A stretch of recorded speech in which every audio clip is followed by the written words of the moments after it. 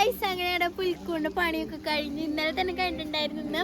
Light ഒക്കെ ഇടാനുണ്ടായിരുന്നു. അപ്പൊ light ഒക്കെ ഇട്ടു. ഇതേ നിങ്ങൾ പറയുക, ഈ കൊട്ടാരം ഞാനും ഇവനും കൂടി ചെയ്യുന്നതാണ്.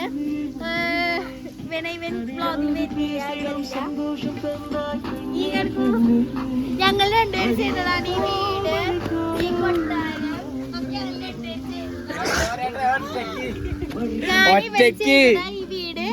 ഈ വീട് നിങ്ങൾ പറയും, ഈ വീടല്ല ഇതില് രസം.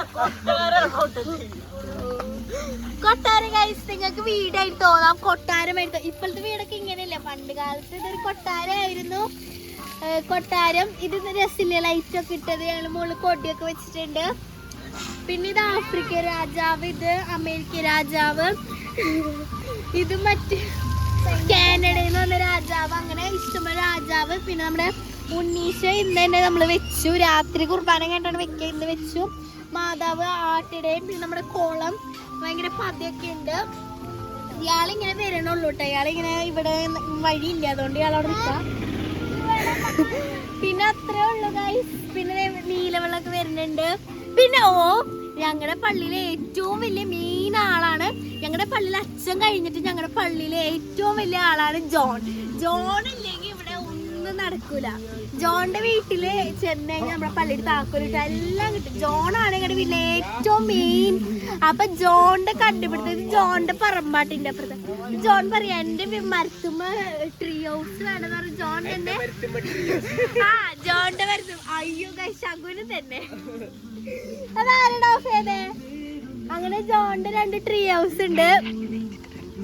ലൈറ്റ് ഇട്ടേ.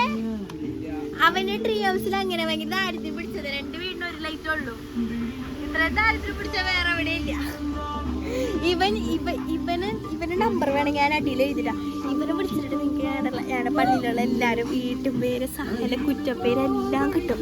ഇവൻ ഞങ്ങളുടെ പള്ളിയിലെ ഏറ്റവും വലിയ ഇങ്ങനെ എല്ലാവരും വീട്ടിൽ പോയിട്ട് അവരെ കഥയൊക്കെ കേട്ടിട്ട് ഞങ്ങളുടെ അടുത്ത് വന്ന് പറയും. ഇവനാണ് ഞങ്ങളുടെ ചോർത്തുകാരൻ.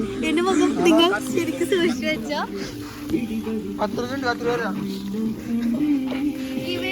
ഇവന് നിങ്ങൾ കണ്ടിട്ടുണ്ടെങ്കിൽ നിങ്ങളുടെ അവിടേക്ക് ഏതെങ്കിലും വീടൊക്കെ പറഞ്ഞു കൊടുത്തത്. അപ്പൊ ഇവന് ഭയങ്കര നേക്ക അവരെ കുറ്റങ്ങളൊക്കെ കണ്ടുപിടിക്കാനൊക്കെ.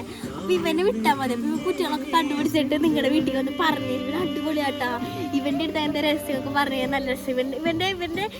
ഇവന് കാണാൻ ലുക്കില്ലെങ്കിലും ഭയങ്കര ബുദ്ധിയുണ്ട് ഇവന്. ഇത്രേ ഉള്ളു. ഇത് ഞങ്ങളുടെ പുൽക്കൂട് രസത്തിലൊക്കെ ഞങ്ങൾ രണ്ടുപേരും ഉണ്ടാക്കി കൊട്ടാരം. പിന്നെ ഞാനും ആ ജോണ് കൊട്ടാരം ലൈറ്റ് ഒക്കെ ഉണ്ട്. നല്ല രസമുണ്ട് കേട്ടോ. നമ്മള് പിന്നെ എന്തിട്ടുണ്ടാക്കിയേ? ഓ ഗായ്സ് പാലം ഉണ്ട് കേട്ടോ ഇവിടെ. പാലം പറയാൻ മറന്നേ. പിന്നെ എങ്ങനെയുണ്ട്? ഇതെങ്ങനെയുണ്ട്? അടിപൊളി. സൂപ്പർ. സൂപ്പർ സൂപ്പർ എന്ന് പറയും.